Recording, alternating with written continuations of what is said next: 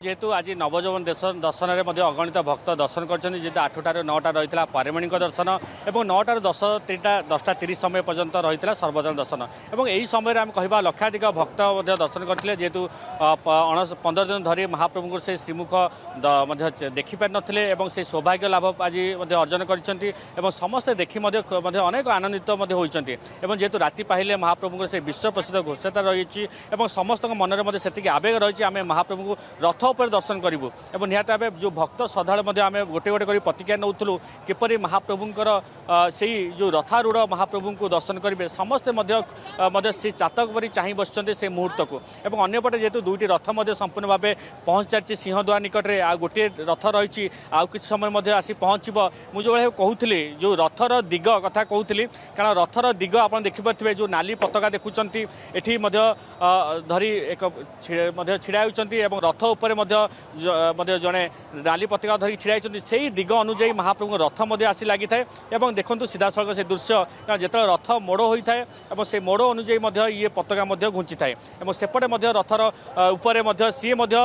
दिग निर्णय करने एक प्रकार आदेश निर्देश दे था आम किसी प्रतिज्ञा ना मतलब ये आज्ञा ये जो देखुचे आम नाली पताका धरी आप छिड़ाई ये जो दिग आम कह किपरि रथ आसी पहुँचब आपड़ जब रथ अधिक मोड़ हो जाए आपड़ से पताका धरी के जाती केमी सूचे था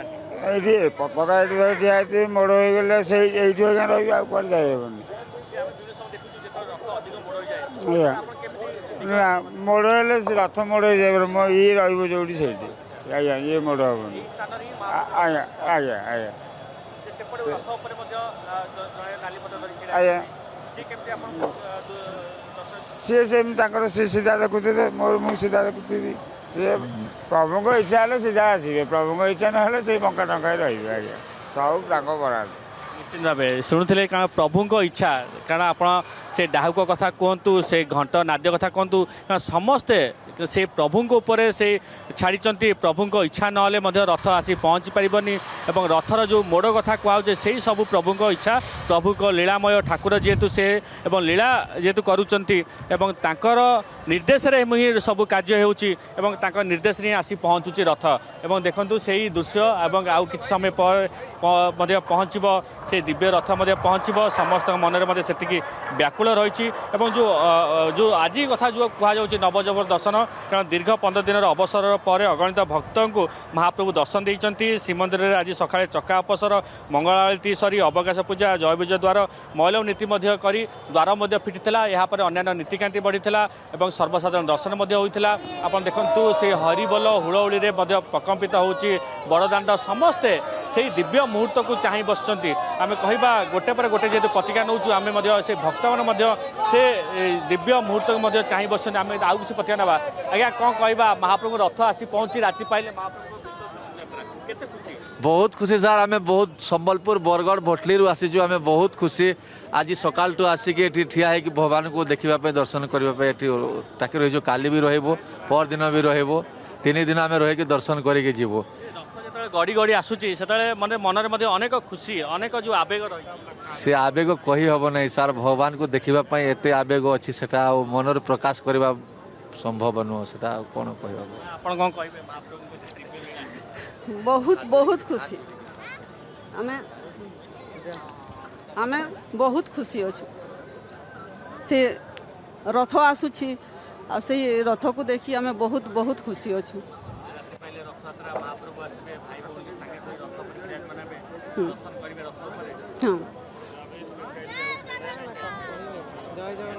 जय जगन्नाथ कारण से जो कोहबरा कंठ रही कारण से महाप्रभु को जिते चका आखि जो देखी दिखती कारण सबू भूली जाती एवं ये हूँ आप देखु भक्तर से लुह देखु आखिरे संपूर्ण लुह रही कारण महाप्रभु को देखापी कारण महाप्रभु केतले आसबे रथ उपर विराजमान हेबे से खुशी लुह आम कहीपर जेहेतु दीर्घ दिन पर महाप्रभु बड़दाण्ड को ओह्लैबे भाई भौणी की सांगे धरी ओह्लैबे आम किसी प्रतिज्ञा ना माँ कौन कहवा राति पाइले पवित्र रथयात्रा देखा केते व्याकुल मन में आज्ञा बहुत बेकार आज्ञा आखिरे लुह खुशी ना दुखर लुह ନାଇଁ ଆଜ୍ଞା ଖୁସିର महाप्रभु आसबे बड़दान ଆସି ମହାପ୍ରଭୁ ତ ମୋତେ କିଛି ଦେଇନାହାନ୍ତି ଡାକୁଛି କ'ଣ ଦେବେ ପରା ମତେ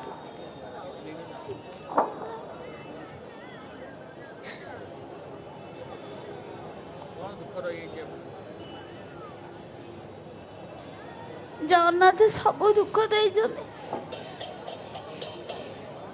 କିନ୍ତୁ ତାଙ୍କ ପାଖକୁ ଆଣି ଦେଇଛନ୍ତି ମୋତେ ମୋର କିଛି ହେଲେ କିଛି ଜଗନ୍ନାଥ ମୋତେ ଦେଇନାହାନ୍ତି এইটা কিন্তু থিব ମୁଁ ତାଙ୍କ ଆଗରେ ଚାଲିଯିବି ଏତିକି ଡାକୁଛି ମୋର ପୁଅ ନାହିଁ ଝିଅ ନାହିଁ କିଛି ଡାକୁଛି କ'ଣ ଦେବ ନିଶ୍ଚିତ ଭାବେ ସେ ଭକ୍ତଙ୍କର ଦୁଃଖ ଆପଣ ଶୁଣୁଥିଲେ କାରଣ ସେ କାଳିଆ ସାଆନ୍ତ ଉପରେ କିଏ ରାଗୁଛି ତ କିଏ ହସୁଛି କିଏ ମଧ୍ୟ ମହାପ୍ରଭୁଙ୍କୁ ଗାଳି କରୁଛି କାରଣ ସିଏ ହେଉଛି ଜଗତର ନାଥ ଜଗନ୍ନାଥ ଏବଂ ଇଏ ସେଇ ଯେଉଁ ଦିବ୍ୟ ରଥଯାତ୍ରା ମଧ୍ୟ ଆଉ କିଛି ଘଣ୍ଟା ପରେ ମଧ୍ୟ ଅନୁଷ୍ଠିତ ହେବ ଏବଂ କିଛି ସେହି ସମୟକୁ ମଧ୍ୟ ସମସ୍ତେ ଅପେକ୍ଷା କରିଛନ୍ତି ଏବଂ ମହାପ୍ରଭୁଙ୍କର ସେହି ପବିତ୍ର ଘୋଷଯାତ୍ରା ଏବଂ ସବୁ ଭକ୍ତମାନଙ୍କ ମନରେ ସେତିକି ମଧ୍ୟ ଆବେଗ ରହିଛି ମହାପ୍ରଭୁଙ୍କୁ ଦର୍ଶନ କରିବେ ରଥ ଉପରେ ଏବଂ ନୀତିକାନ୍ତି ଯେଉଁଭଳି ଭାବେ ଯେହେତୁ ସହଳ ଚାଲିଛି ଏବଂ ରଥ ଟଣା ମଧ୍ୟ ବର୍ତ୍ତମାନ ଜାରି ରହିଛି ରଥ ଟଣା ସହିତ ସମସ୍ତେ ମଧ୍ୟ ମହାପ୍ରଭୁଙ୍କୁ ଆଜି ନବଜନ୍ମ ବେଶରେ ମଧ୍ୟ ଦର୍ଶନ କରିଛନ୍ତି ଏବଂ ରଥ ଟଣାକୁ ମଧ୍ୟ ଉପଭୋଗ କରୁଛନ୍ତି କାରଣ ଏଇ ଯେଉଁ ରଥ ଯେଉଁ ଆସିକି ପହଞ୍ଚୁଛି ଏହି ରଥରେ ହିଁ ମହାପ୍ରଭୁ ବସିବେ ନିଜ କାଳିଆ ସାଆନ୍ତକୁ ଦେଖିବେ ଏବଂ ଚକା ଆଖିକୁ ଦେଖିବେ ସମସ୍ତଙ୍କ ମନରେ ସେତିକି ବ୍ୟାକୁଳ ରହିଛି।